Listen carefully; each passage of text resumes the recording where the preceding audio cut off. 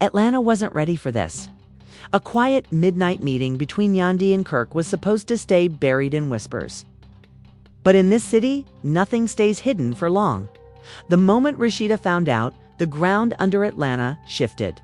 The night air turned heavy, phones lit up, and every corner of the city started buzzing. She knows. Kirk thought he could explain it away. Yandy thought she could keep her calm. But Rasheeda, she walked through those doors like a storm they couldn't stop. Her heels hit the floor like warning shots. Her eyes locked on both of them. She didn't ask for details. She brought the smoke. A midnight meeting, she said, voice low and dangerous. Let's talk about that. Every whisper died. Every camera pointed. Yandy froze. Kirk swallowed hard. And Atlanta. It stopped breathing. This wasn't going to be a misunderstanding. This was going to be a war. The rumors didn't start with a bang. They started like most Atlanta drama does, with a whisper in a dark corner. It was almost 1 a.m. when Kirk slid into a booth at a quiet Buckhead lounge. No cameras, no entourage, no Rasheeda, just him. And Yandy sitting across the table like they had all the time in the world. The lighting was low, the music soft. The kind of place people use when they don't want to be seen, but Atlanta always sees. The bartender noticed first, then an influencer at the next table. Within 20 minutes, screenshots, voice notes, and blurry pictures were already circulating by the next morning. The whispers had spread like wildfire. Yandy and Kirk were together at midnight. Real close. By noon, the whispers had names, locations, and hashtags. But Rasheeda didn't run on gossip. She ran on facts. And the moment she got confirmation, the clock started ticking. When the night came, everyone who mattered was at the rooftop. The lights were warm, music floating, people laughing, pretending. But under it all was that heavy buzz that comes when a secret is about to crack open. Sierra spotted Rasheeda walking in first. The red heels, the locked jaw, the energy. She didn't rush. She didn't speak. She didn't need to. Everyone in that room could feel the temperature drop the second she arrived. Spice leaned into Sierra and whispered, "She knows." Across the rooftop, Yandy stiffened when she saw her. Kirk shifted from one foot to the other like the floor wasn't steady anymore. He tried to give a half smile that maybe I can talk my way out of this smile, but Rasheeda didn't even blink. People moved out of her way without being asked. That's what power does. She walked straight to them. No detours. No distractions. Just a woman with fire sitting under her skin. Kirk tried to talk first. "Sheeda, it's not what you don't," she said quietly. That single word shut the whole floor down. The music dipped lower. Conversations froze. Even the bartender pretended to wipe the same glass twice, just to hear better. Yandy tried to hold her ground, but she couldn't match that stare. Rasheeda's eyes were steady, cold-cutting. "So y'all got midnight meetings now?" she asked, voice calm. Too calm. Kirk stammered. "It ain't like that." "Then how is it?" she asked. "Tell me how it is. Since everybody else in this city already took in, maybe you can give me the official story." Whispers filled the corners of the room. She on 10, she about to go off. Yandy better breathe carefully. Yandy opened her mouth but closed it just as fast. Kirk stepped forward like that would soften the blow. It didn't. "You really thought a midnight lounge in Atlanta was a secret?" Rasheeda asked. "Y'all really think I wouldn't find out?" The silence that followed wasn't awkward. It was dangerous. This wasn't just suspicion. This was warloading. Rasheeda wasn't just confronting them. She was building a moment the entire city would remember. The room wasn't loud anymore. It was tight. You could feel the tension wrapping around every body like smoke. Nobody moved too fast. Nobody talked too loud. They all knew they were standing in the middle of a storm that was about to break. Kirk shifted again, jaw tight, trying to make it look casual. But casual doesn't work when the woman you've betrayed is standing right in front of you. Steady as a flame that knows exactly what it's about to burn. Yandy tried to smile, that awkward, forced smile that says, maybe this will pass if I act calm. But Rasheeda wasn't blinking. She had the room unlocked. Sierra and Spice stood near the edge of the bar, watching. They didn't need to say anything. They'd seen that look before, the calm before Rasheeda loses every ounce of patience. You know what's crazy? Rasheeda said finally, her voice cutting through the room like a knife. It wasn't just that y'all had a little secret meeting. It's that y'all really thought nobody would talk. Kirk tried to step closer. She didn't move back. Rasheeda, it ain't what people mackin' it. Stop, she cut in, firm. You ain't gotta explain nothin' to me. Just stand there and look me in the face while the truth talks louder than you ever could. A murmur rippled through the crowd. She eaten him alive. She don't even gotta yell. Yandy looked scared as hell. Yandy straightened her shoulders, but the shake in her hands gave her away. We just talked, she said, voice small, but trying to sound calm. It wasn't what it looked like. Rasheeda tilted her head. At midnight. In Atlanta. You just talked. She laughed once, low, bitter. You must really think I'm stupid. Kirk's voice cracked a little. It's not like that, Sheeda. You know me? She cut him again. Yeah, I know you. That's the problem. Carly, who had just arrived on the far end of the lounge, froze mid-sip of her drink. She turned to Jock, whispering, "Oh, this finna be good." Rasheeda took one step forward. Yandy and Kirk didn't move. She didn't raise her voice. She didn't have to. When a man meets a woman at midnight and hides it like it's gold, she said, he'll already know he wrong. The crowd reacted like a live studio audience. A chorus of quiet "you" and "damn" spread through the room. Someone near the door muttered, "Kirk, done." Yandy tried to talk again, but Rasheeda raised a hand. "Save it. I'm not here to hear bedtime stories. I'm here to remind y'all who you playing with." Kirk swallowed hard. His mask was slipping now. That easy confidence he walked in with had evaporated. "Do you realize," she said softly, "how stupid it is that the whole city knew before I did? That people were sending me screenshots and you didn't even have the nerve to tell me yourself." The silence after that felt like a punch. Yandy lowered her gaze. Kirk opened his mouth, nothing came out. The crowd leaned in closer. Even the DJ faded the music to a whisper. Nobody wanted to miss a single word. "You ain't just disrespect me," Rasheeda continued. "You disrespected my name, my peace. You turned this whole city into your little secret keeper." Few people clapped quietly in the back. Spice whispered, "That's power, sis." And the look on Kirk's face? That was a man who knew the fire had just touched the fuse. The whisper had officially turned into fire. The bass from the speakers thumped low and slow, like a heartbeat before a fight. Nobody was dancing anymore. Nobody even breathed too loud. All eyes were locked on Rasheeda standing toe-to-toe with Kirk and Yandy. Kirk tried to keep his composure, but the guilt was written all over him. His hands were in his pockets, but his shoulders were tight, his jaw flexing every few seconds. He looked like a man who thought he was in control 5 minutes ago, and just realized he wasn't. Yandy shifted her weight from one heel to the other, trying not to look nervous, but her eyes gave her away. Rasheeda, on the other hand, stood calm, deadly calm. That kind-off calm that doesn't mean she's holding back tears. It means she's loading every word like a bullet. "You really sat at a table with her in the middle of the night," Rasheeda said slowly, "and thought I wouldn't find out." Kirk finally snapped, his pride bubbling to the surface. "Why you mackin' this a scene? It ain't even like that."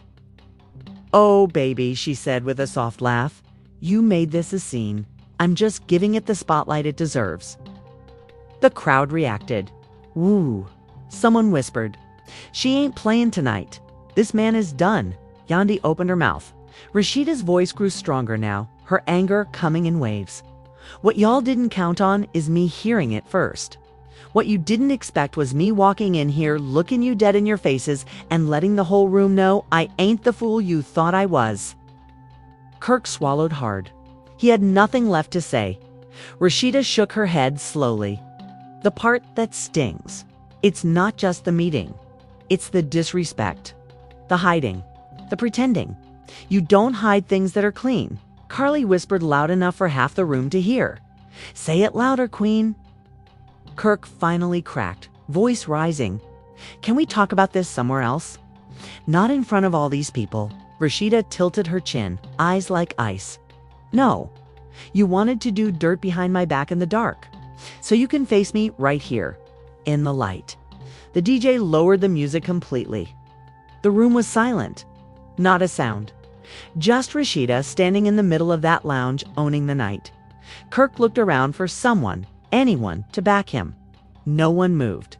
Not even Yandy. Rasheeda gave a cold half smile. You played the game, Kirk, but tonight, you lost. The crowd erupted.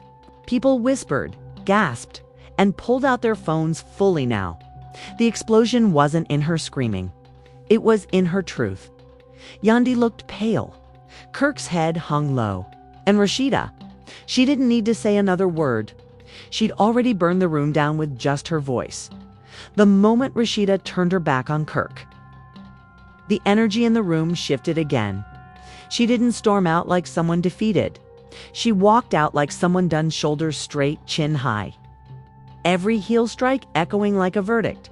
Sierra and Spice followed her without even exchanging a word. They didn't have to. Real friends know when silence is louder than shouting. Kirk tried to call after her, Sheeda. Wait, but she didn't. The stairwell door swung behind her, shutting out the whispers of the rooftop and replacing them with the hollow echo of concrete and air vents. She leaned against the railing for a second, not to catch her breath, but to calm the fire sitting in her chest. This wasn't the first time she'd been here. But something about tonight felt different. Final, the door creaked again. Kirk's voice broke through. Please don't walk away like this. She turned slowly. No tears, no softness, just a look that made him freeze mid-step. Don't follow me, she said. Calm, sharp, commanding. He ignored it. Of course he did. He always thought he could fix everything after the damage was done. Can we just talk? Not up there, not in front of everybody. Just us. She laughed once, dry, quiet, dangerous. Oh, now you want to talk? He exhaled hard, rubbing his neck like he always did when the lies started catching up. I didn't mean for it to look like that. Me and Yandy, it ain't what people think. You keep saying that. She cut him off, stepping closer. But your ain't what it looks like always looks the same. Late nights, whispers, my name in everybody's mouth except yours.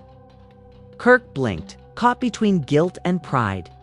Sheeda, I swear, stop swearing to me, she snapped. Her voice wasn't loud. It didn't need to be. It was a kind of quiet that hits like thunder. If you respected me, I wouldn't be hearing about your midnight meetings from strangers. He ran a hand over his face, shaking his head. You blowing this up. No, Kirk, she said slowly. You lit the fuse. I'm just watching it burn. That one hit him. He stepped back like the words had weight. She leaned against the railing again, this time looking at him like someone seeing the truth without filters. You know the sad part? I ain't even surprised. Not anymore. You've turned disappointment into a routine. For the first time, Kirk didn't try to talk. He just stood there, hands at his sides. Because everything she was saying was true. She continued, voice lower now, but sharper than ever. Every time you mess up, I clean it up. Every time you make a mess, I gotta protect the image. I've been standing next to you for years while you risked everything like it was a game. He whispered, I love you. She gave a short, bitter laugh. You love me when it's convenient. You love me when it looks good in a picture. But where's that love when I'm standing alone in a room full of people who know something I didn't? He couldn't look at her. Not after that. I used to get mad, she said softly. Now, I just get tired. Kirk's voice cracked. I can fix this. I promise. She shook her head slowly. I don't want promises anymore. I want respect. And clearly, you can't give that. Silence stretched between them. Not the awkward kind, the final kind. The kind that says something's already broken. Finally, she straightened up and took a deep breath. This ain't about Yandy. It ain't even about last night. This is about every night I had your back when you didn't have mine. Kirk tried to reach for her wrist, but she pulled away before he could touch her. "Don't," she warned. "You don't get to hold me now." "Please," he said, voice almost cracking. "Don't walk away." She turned toward the door and looked at him one last time. "Kirk, you made that choice the second you met her in the dark. I'm just finally making mine." Then she pushed the door open. The music and whispers from the rooftop spilled in again. But she wasn't the same woman who had walked down those stairs. Kirk stayed behind in the stairwell, staring at the empty space where she'd been. For once, he didn't have a plan. For once, she didn't look back. When Rasheeda stepped back through the rooftop doors, everything stopped for a split second. The same crowd that had been buzzing with whispers earlier was now silent, waiting. But this time, she wasn't just walking back into a mess. She was walking in with her power. Her heels clicked across the floor like thunderclaps. Heads turned.